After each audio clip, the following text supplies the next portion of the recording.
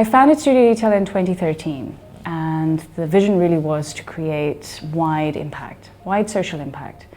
So the studio's headquarters are in London, and Max has been in Cape Town and Harare for the last 4 years, and I decided that it would be fantastic if we brought on an arm that would focus on the third world, so looking at how to innovate at grassroots level in emerging cities. We look a lot at systems, especially closed systems or systems that have a global impact.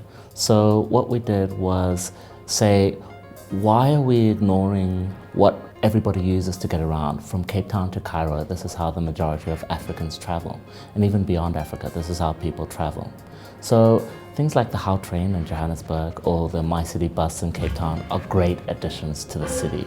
But we said, why should we leave behind what the majority of people can afford to use and are using? And how can we make that better? So we decided to look into that system and map it out and try and integrate it into the modern age.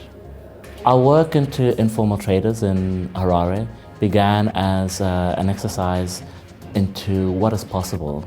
We realized that the informal market in Zimbabwe is 46% of the GDP. So we just said, why are we ignoring this market?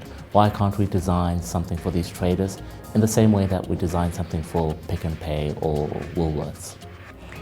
We've partnered up with big organizations, so we're now piloting Cup Club. So Cup Club is the first startup essentially that's been produced from the studio. So we're sort of like an ideas lab, and as architects we're not frightened to design something, develop it and take it all the way. So Cup Club really was founded at the idea of innovating in the everyday, mundane sort of spectre. People generally tend to ignore how much they're consuming on a daily basis, and we decided that we would look at linear waste streams and turn them into circular ones, really. So we've got really fascinated by the circular economy, which is very relevant today, and that really is to look at how do we use materials in our existing supply chain and how do we innovate systems that are so entrenched and so backward in how we're operating and create innovating new products and services within them. So Cup Club really is a revolutionizing the takeaway beverage industry by providing a reusable cup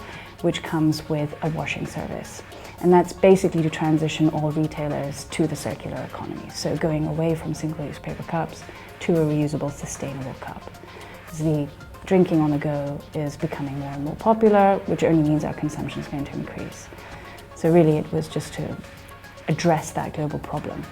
Currently we have a project that's upcoming that's looking at transporting traditional vernacular architecture from Africa to New York. We've engaged with an artist and collaborating with her to create this installation in the park in Harlem. So that is actually at the forefront of the work that we're doing next.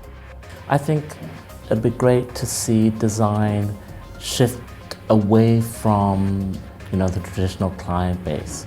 For us, we're trying to look at designing for the economies that haven't been focused on and really have that grow as a market.